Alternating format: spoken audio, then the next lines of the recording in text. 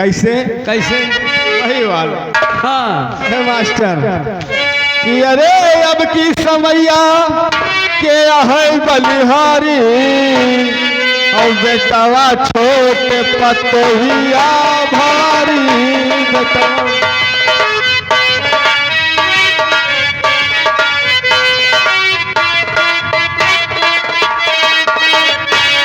पतोहिया भारी पतोहिया भारी पतोहिया भारी बेटवा छोट पतोहिया भारी।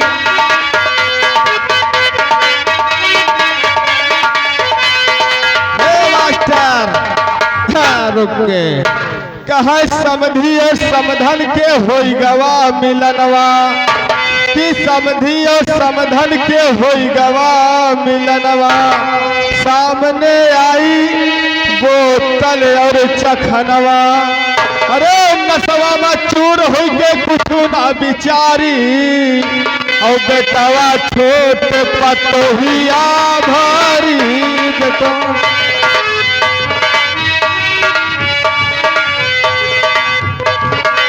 हाँ भैया, ये आ गए श्रीमान रतिपाल भैया, रतिपाल रतल कॉलोनी। ये भैया जी की तरफ से 101 रुपए का व्यवहार पार्टी की ओर से शुक्रिया।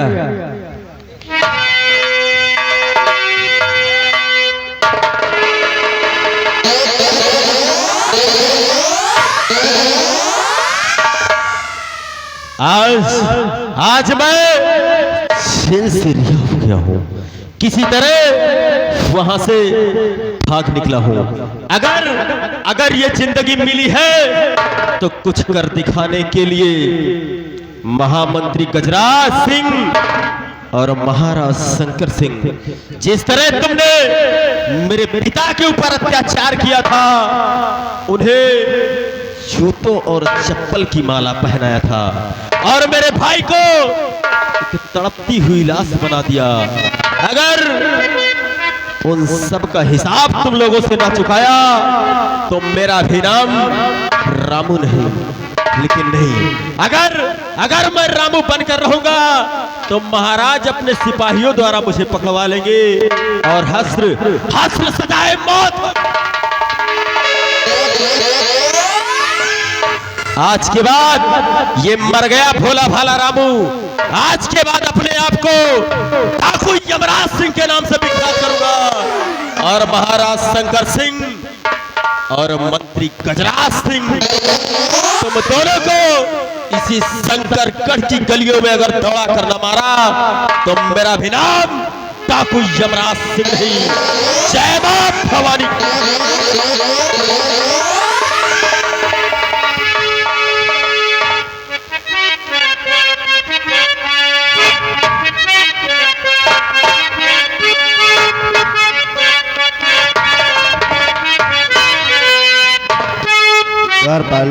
हाँ हुजूर।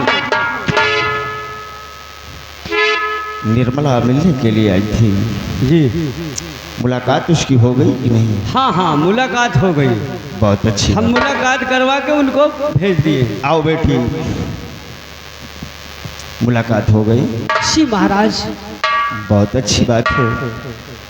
देखो निर्मला, मैं अपना हुक्म तो नहीं डाल सकता हूँ, लेकिन जिस चीज़ की तुम्हें कमी हो चली आना, तुम्हारे लिए दरवाज़ा हमेशा खुला रहेगा। जाओ अपने घर और जाकर सुकून से रहो। ठीक है महाराज। शाम भी तो नहीं, लेकिन एक खुशखबरी सुन लो। वो खुशखबरी है महाराज कि जो काम मेरा देवर नहीं कर सका और वही काम मेरा बेटा करेगा। कैसी बातें करती हो बहकी बहकी। अरे बेटी, आज तक ऊपर वाले ने हमें कोई औलाद ही नहीं दिया और तुम ये बेटी और बेटा की क्या बातें करती हो? महाराज, इस समय तुम्हारी महारानी गर्भवती है। क्या? अगर नहीं मानते तो महारानी जी को बुलवाया जाए और बुलवा करके पूछा जाए। निर्मला, अपने ऊपर हंसी क्यों उड़वाना चाहती हो? मुझे विश्वास नहीं होता है, लेकिन तुम कहती हो तो मैं महारानी जी को जरूर बुलाऊंगा। जरूर बुलाया जाए महाराज। सिपाही, जाओ महारानी जी के कक्ष, कहो महाराज याद किए हैं।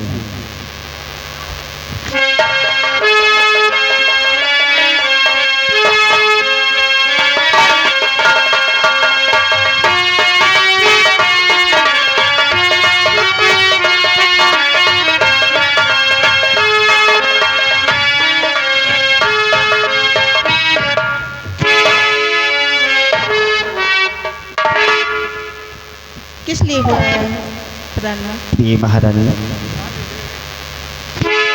आज मैंने तुम्हारे बारे में कुछ सुना है। क्या सुने हैं? ये इतना बड़ा राज मुझसे क्यों छुपा कर रखा तुमने? कौन सा राज? मैंने सुना है कि इस वक्त तुम पेट से हो। कौन कह रहा है? सामने खड़ी है जो औरत, इसे पहचानती हो? नहीं पहचानती होगी। नहीं। ये हमारी प्रजा की रहने वाली एक औरत है। इसका नाम निर्मला है। जिस रामू की फांसी होने वाली है उसकी पत्नी है। और इसने कहा कि इस वक्त तुम्हारी महारानी गर्भ से है। क्या ये सत्य है? जी सत्य है। महारानी जी, ये राज मुझसे छुपा कर क्यों रखा तुमने? क्योंकि मैं कभी आपसे बताने का मौका ही नहीं मिला मुझे।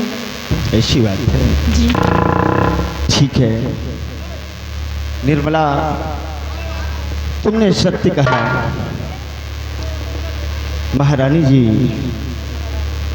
निर्मला तुमसे भी कुछ बात करना चाहती है। जरूर। और महाराज एक बात और सुन लो, महारानी जी के पेट से बेटी पैदा होगी और मेरे पेट से बेटा पैदा होगा। इतने यकीन के साथ तुम कैसे कह सकती हो कि मेरे पेट में बेटी ही पैदा होगी? मैं जानती हूँ, मैं एक किसान की लड़की हूँ। जो बीजा खेत में बोती हूँ वही होता है। हाँ महाराज, अगर मेरा बेटा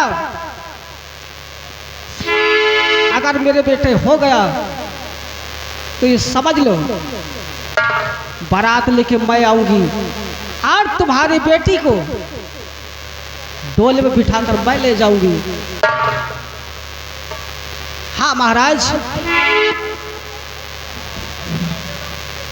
निर्मला, तुम्हारी चुनौती मुझे स्वीकार है। ठीक है महाराज। लेकिन याद रखना, जिस वक्त तुम्हारा बेटा जवान होगा और हमारे इस राजमहल की चौखट पर बारात लेकर आएगा, उस वक्त हमारी बेटी के हाथों में मेहंदी नहीं, अच्छा तुम्हारे बेटे का खून रचाया जाएगा। ठीक है महाराज, देखा जाएगा।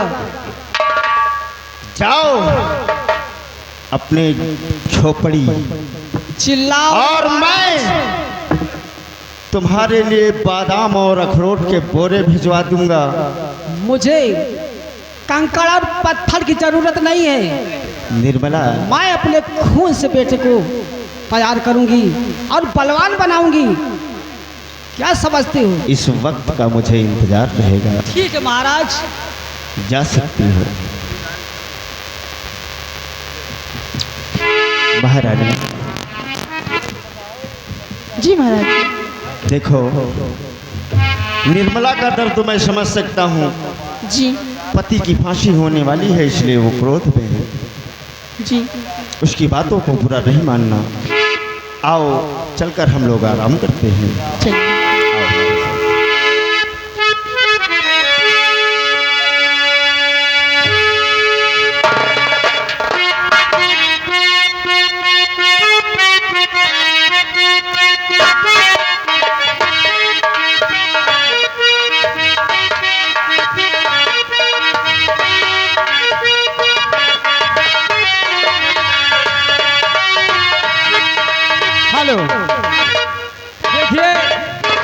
लोग जिस तरह सारी रात बैठे रहे हैं, थोड़ी देर और बैठे रहिए, क्योंकि तमाशा पूरा देखकर जाना तभी मजा आएगा, नहीं मजा नहीं आएगा।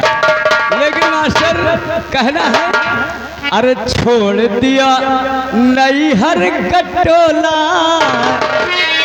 छोड़ दिया नैहर कटोला, बलम चला आलू चिटोला।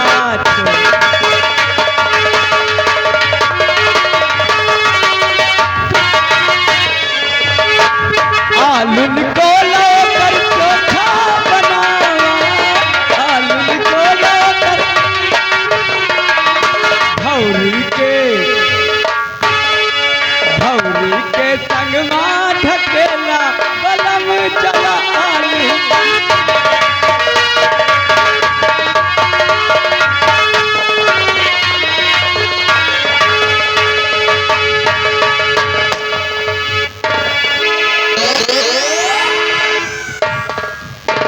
पन्ना लाल,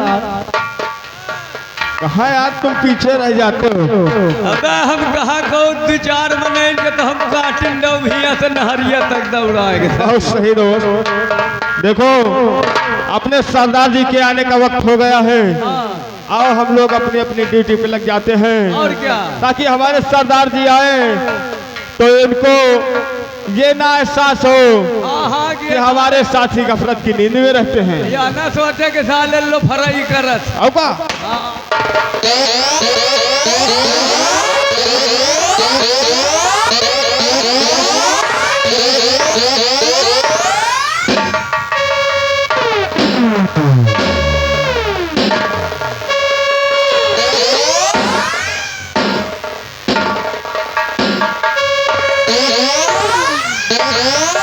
जय मां भवानी साथियों, जय मां भवानी, जय मां भवानी, जय मां भवानी, जय मां भवानी सरदार जी। अरे गुर्रा के आए सिर, गुर्रा के आए सिर, तो आंखें निकाल लूं और उड़ती हुई जहाज को लंगर पे थाम दूं और पर्दा जमी का फाड़ के समंदर उछाल दूं।